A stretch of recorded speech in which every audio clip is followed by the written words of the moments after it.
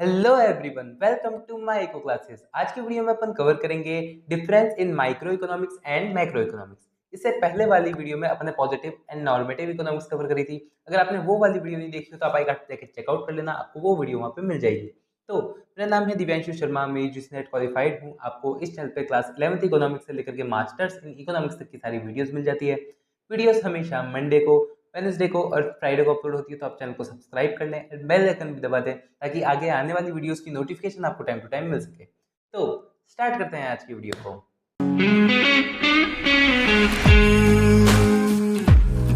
तो बात करते हैं अगर अपन माइक्रो एंड मैक्रो इकोनॉमिक्स की, तो वर्ड से ही अपन को साफ पता चलता है। तो micro word always shows small things, small, and macro shows large. Means कि अगर जब माइक्रो वर्ड आता है तब उससे अपन को पता चलता है कि कोई छोटी चीज़ के बारे में बात कर रहे हैं या फिर कोई स्मॉल थिंग्स यानी स्मॉल एरियाज इस टाइप की बात करते हैं, तो micro. And macro means large, large place, large buildings वगैरह, तो ऐसे अपन बोल सकते हैं मैक्रो। एंड इंडस्ट्रीज के लिए भी अपन यूज करते हैं micro industries, macro industries. Means micro means छोटी इंडस्ट्रीज एंड मैक्रो मीन्स बड़ी इंडस्ट्रीज। तो इसी वर्ड में अपन देख रहे हैं कि माइक्रो एंड मैक्रो में डिफरेंस क्या है। माइक्रो मीन्स छोटा, स्मॉल, एंड मैक्रो मीन्स बड़ा, लार्ज, राइट। फिर अगर अपन आगे चलते हैं तो अपन इसके अंदर किसी बेसिस पे अपन कवर करेंगे, वो अपन देखेंगे। तो सबसे पहले क्या है, मीनिंग देखेंगे, मतलब एक तरह से डेफिनेशन कवर करेंगे। फिर उसके बाद एरिया ऑफ स्टडी, कहाँ कहाँ पे ये लगता है, कौन से एरिया को ये कवर करते हैं। फिर ये डील्स विद, कौन कौन सी चीज़ों से ये डील करते हैं, माइक्रो एंड मैक्रो इकोनॉमिक्स। फिर business application, scope, significance and limitation, इन सारी चीज़ों को अपन आज कवर करने वाले हैं। तो स्टार्ट करते हैं सबसे पहले मीनिंग से। मीनिंग मीन्स वही बात करी है अपन ने कि माइक्रो एंड मैक्रो में डिफरेंस क्या है। Micro means small and macro means large. अब इकोनॉमिक्स के लिए अपन क्या यूज करते हैं, मैक्रो मीन्स उन पर्सन्स की study, study of those persons जो कि क्या है, स्मॉल लेवल पे वर्क करते हैं, right. And macro means large area पे वर्क करने वाले, जैसे गवर्नमेंट, इकोनॉमी, ये सब क्या है, ये एक लार्ज एरिया पे वर्क करते हैं, मतलब पूरी कंट्री को देखना, ये सब क्या है, इकोनॉमी में कवर होता है, ऐसे मैक्रो इकोनॉमी में कवर होता है, राइट। एंड माइक्रो इकोनॉमिक्स में जैसे एक छोटा सा बिजनेसमैन है, वो अपनी एरिया को देख रहा है कि हाँ मेरे को कैसे बिजनेस करना है। बट कोई कंट्री है, कंट्री के अंदर पूरी कंट्री को, एक पूरी कंट्री को कवर करना है। जैसे गवर्नमेंट है, गवर्नमेंट को क्या करना है, पूरी कंट्री को कवर करना है। तो वो गवर्नमेंट क्या करेगी, पूरी कंट्री के लिए देखेगी, तो मतलब वो लार्ज एरिया कवर कर रही है। अगर अपन बात करते हैं इंडिया की, तो मान लो ये एक पूरा इंडिया है, इंडिया में से जो गवर्नमेंट है इस पूरे इंडिया को देखती है और उसके ऊपर इकोनॉमी को वर्क करती है, पैसे वगैरह का जो भी चीज़ें हैं वो कवर करती है। बट कोई एक पर्सन है, पर्सन कोई एक इस जगह रहता है, ये पॉइंट है छोटा सा, इस जगह रहता है और वो इसी जगह को कवर कर रहा है, इसी जगह के हिसाब से अपनी सारी चीज़ें प्रोसेस कर रहा है, तो ये क्या है, माइक्रो है। और मैक्रो में क्या है, पूरी कंट्री देखती है। तो वही देखो, पढ़ते हैं अपन। Micro economics is a branch of economics that related to the study of individual. Individual की बात कर रहे हैं, वही एक पर्सन है जो अपनी इंडिविजुअल के बारे में देख रहा है। और household and firms behavior in decision making and the allocation of resources। Mainly वो अपने रिसोर्सेज को कहाँ खर्च करना चाहेगा, मतलब कहाँ से पैसा उसके पास आ रहा है, वो अपना पैसा कहाँ खर्च करना चाहेगा, ये सारी चीज़ें के बिहेवियर के बारे में जो अपन देखते हैं वो किस में देखते हैं, माइक्रो इकोनॉमिक्स में देखते हैं। बट उसी के मुकाबले अपन क्या देखते हैं, macro economics is a branch of economics that deals with the study of behaviour, the performance of economy as whole. इसके अंदर अपन क्या देखते हैं, मैक्रो इकोनॉमिक्स में जो इकोनॉमी है, पूरी गवर्नमेंट है, इकोनॉमी का बिहेवियर कैसा होता है सारे लोगों को लेकर करके, तो ये किस में देखते हैं अपन, ये देखते हैं अपन मैक्रो इकोनॉमिक्स में, राइट। क्लियर, आगे चलते हैं। तो एरिया ऑफ स्टडी, मतलब कौन कौन से एरिया में ये वर्क करती है। तो सबसे पहले micro economic studies the particular market segment of economy, मतलब इकोनॉमी के एक पर्टिकुलर मार्केट सेगमेंट में अगर अपन बात करें तो वो क्या देखती है, माइक्रो इकोनॉमिक्स देखती है। फॉर एग्जाम्पल एक पर्सन है, एक बिजनेसमैन है, बिजनेसमैन को देखना है कि वो कहाँ पे डील कर रहा है, एक पर्टिकुलर एरिया में। जैसे फॉर एग्जाम्पल मान लो दिल्ली में डील कर रहा है, तो वो उसको यहाँ तक देखना है कि दिल्ली के अंदर में मार्केट में कैसे एक्सपांड कर पाऊँ अपने आप को, कैसे प्रॉफिट कमा पाऊँ, तो वो ओनली दिल्ली तक देखेगा। बट मैक्रो लेवल की अगर अपन बात करें तो मैक्रो इकोनॉमिक्स में जो कोई गवर्नमेंट होगी वो एक मार्केट को नहीं देखती, वो सारे मार्केट देखती है, मतलब इंडिया के अंदर जितने भी मार्केट कवर हो रहे हैं उन सबको देखती है। तो ऐसे ही macro economics studies the whole economy the cover several market segment. तो मतलब मैक्रो इकोनॉमिक्स क्या कवर करती है, पूरी इकोनॉमी को कवर करती है, जिसके अंदर बहुत सारे मार्केट्स आ जाते हैं, राइट। अब आगे चलते हैं। डील्स विथ, मतलब कौन कौन सी चीजें अपन माइक्रो इकोनॉमिक्स में पढ़ने वाले हैं। Deals and scopes approx same होता है।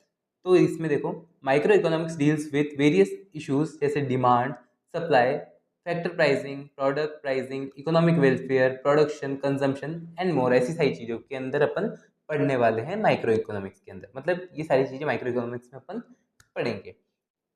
और मैक्रो इकोनॉमिक्स के अंदर अपन क्या पढ़ने वाले हैं, तो मैक्रो इकोनॉमिक्स के अंदर जब अपन पढ़ेंगे तब अपन मेनली देखेंगे नेशनल इनकम डिस्ट्रीब्यूशन कैसे होगा, employment, general price level, money and more, ऐसी सारी चीज़ों के बारे में अपन मैक्रो इकोनॉमिक्स में पढ़ेंगे। तो मतलब जैसे वही नेशनल इनकी इनकम प्राइवेट इनकम से नेशनल की इनकम पे चले गए, फिर उसके अंदर डिस्ट्रीब्यूशन, कोई भी सामान का डिस्ट्रीब्यूशन कैसे होगा, एलोकेशन ऑफ रिसोर्सेज वगैरह, इस टाइप की चीज़ें।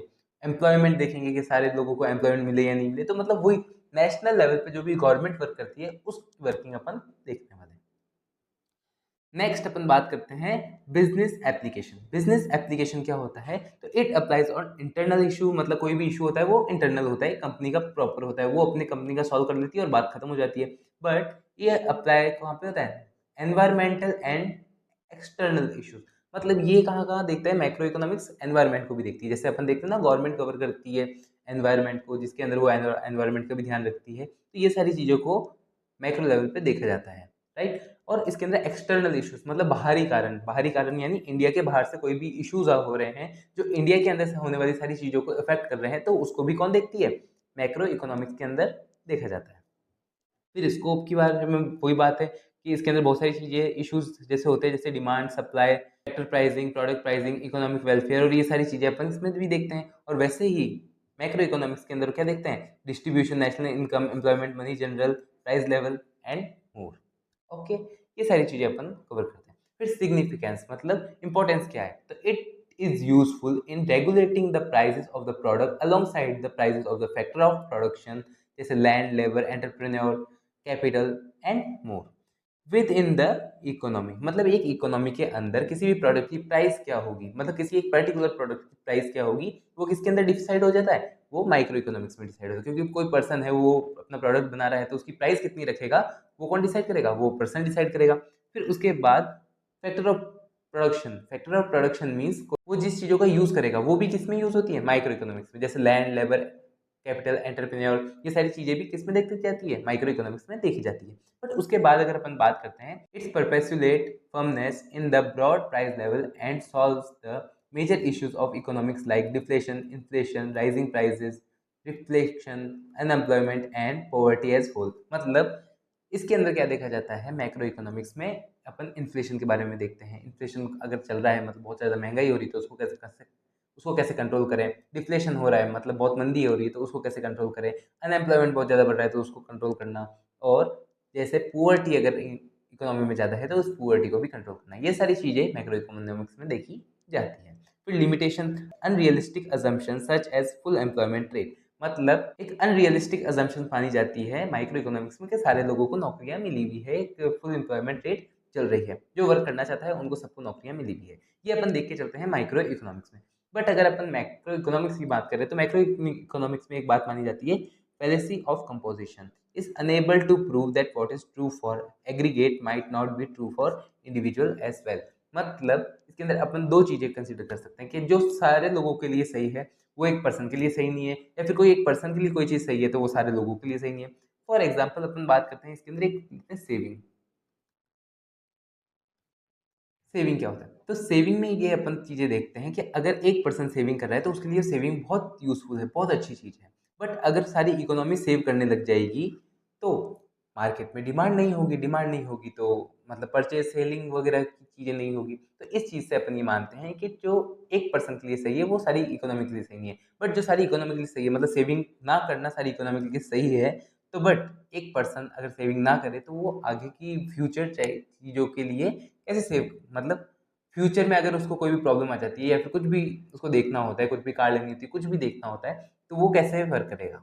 ये सारी चीज़ें एक पर्सन के लिए सही है। तो ये सारी चीज़ें अपन देखते हैं। एक बार अगर शॉर्ट रिवीजन देखें तो सबसे पहले अपन ने देखा मीनिंग क्या है, मैक्रो इकोनॉमिक्स छोटे लेवल पे वर्क करता है, एज ए इंडिविजुअल के बारे में देखते हैं, और macro economics as a whole के बारे में देखते हैं, यानी इकोनॉमी के बारे में। तो क्लियर। फिर उसके बाद एरिया ऑफ स्टडी कहाँ पे पढ़ा जाता है, तो मेनली पर्टिकुलर एक मार्केट में, पर्टिकुलर प्लेस में अगर कोई चीज़ वर्क करती है तो वो माइक्रो इकोनॉमिक्स है। एंड पूरी इकोनॉमी को अगर देखती है, पूरा होल मार्केट जिसके अंदर बहुत सारे मार्केट कवर हो जाते हैं, तो वो किस में आता है, मैक्रो इकोनॉमिक्स में आता है। फिर उसके बाद डील्स विथ ये demand, supply, pricing, factor pricing, production, consumption, ये सब किस में आता है, माइक्रो इकोनॉमिक्स में। और वैसे ही मैक्रो इकोनॉमिक्स में क्या आ जाता है, इसके अंदर आ जाता है national income distribution, employment, general prices वगैरह चीज़ें आ जाती हैं। फिर उसके बाद अपन ने देखा बिजनेस एप्लीकेशन, तो यानी इंटरनल इश्यूज, मतलब किसी भी कंपनी के अंदर कोई भी इश्यूज हो रहे हैं उसको सॉल्व करना इंटरनल इश्यूज में होता है, तो ये माइक्रो इकोनॉमिक्स में। और एक्सटर्नल इश्यूज यानी एनवायरमेंटल इश्यूज जो होते हैं, एनवायरमेंटल इश्यूज मतलब एनवायरमेंट को लेके, और एक्सटर्नल इश्यू बाहरी कोई रीजंस वगैरह, उन सबको सॉल्व करने का काम मैक्रो इकोनॉमिक्स में। स्कोप वही है, किस किस चीज़ों से डील करती है। फिर सिग्निफिकेंस, सिग्निफिकेंस क्या है, जो माइक्रो इकोनॉमिक्स है एक प्रोडक्ट को लेकर, एक पर्टिकुलर प्रोडक्ट की प्राइस को लेकर के, और पर्टिकुलर प्रोडक्ट को बनाने के लिए फैक्टर ऑफ प्रोडक्शन की प्राइसेस को लेकर के डील करती है। बट मैक्रो इकोनॉमिक्स सारी पूरी कंट्री को देख के डील करती है। जैसे फॉर एग्जांपल अगर इन्फ्लेशन बढ़ रहा है तो इन्फ्लेशन को कम करना, डिफ्लेशन अगर हो रहा है तो डिफ्लेशन को हटाना, प्राइस लेवल बहुत ज़्यादा बढ़ रहे हैं तो प्राइस लेवल को कम करना, अनएम्प्लॉयमेंट बहुत ज़्यादा है तो अनएम्प्लॉयमेंट को कम करना, पुअर्टी को हटाना, ये सारी चीज़ों में डील कौन करता है, मैक्रो इकोनॉमिक्स करता है। फिर उसके बाद एक अनरियलिस्टिक अजम्पशन यानी लिमिटेशंस की बात करी थी अपन ने, तो लिमिटेशंस में एक आ जाता है अनरियलिस्टिक अजम्पशन। माइक्रो इकोनॉमिक्स में जो आ जाता है फुल एम्प्लॉयमेंट रेट, मतलब फुल एम्प्लॉयमेंट रेट है, बहुत सारे जनों को, सारे लोगों को जो भी वर्क करना चाहते हैं उन सबको नौकरियां मिली हुई है, एम्प्लॉयड है वो। बट मेनली अगर अपन मैक्रो इकोनॉमिक्स में बात करें तो मैक्रो इकोनॉमिक्स में जो वर्ड आता है वो fallacy of composition. Fallacy of composition means if a thing is right for a person but not right for a whole, ऐसे अपन बात करते हैं कि मतलब अगर किसी एक पर्सन के लिए कोई चीज़ सही है तो वो सबके लिए सही नहीं है, अगर कोई चीज़ सबके लिए सही है तो एक पर्सन के लिए सही नहीं है, ऐसे अपन बात करके चलते हैं। तो होप आपको ये वीडियो समझ में आई होगी, माइक्रो एंड मैक्रो इकोनॉमिक्स का डिफरेंस आपको बहुत अच्छे से समझ में आ गया होगा। तो अगर आपको ये वीडियो समझ में आई है, अच्छी लगी है, तो वीडियो को लाइक कर देना, चैनल को सब्सक्राइब कर देना। कोई भी डाउट हो तो आप कमेंट बॉक्स में इजीली पूछ सकते हैं। अपन मिलेंगे नेक्स्ट वीडियो में। Thanks for watching.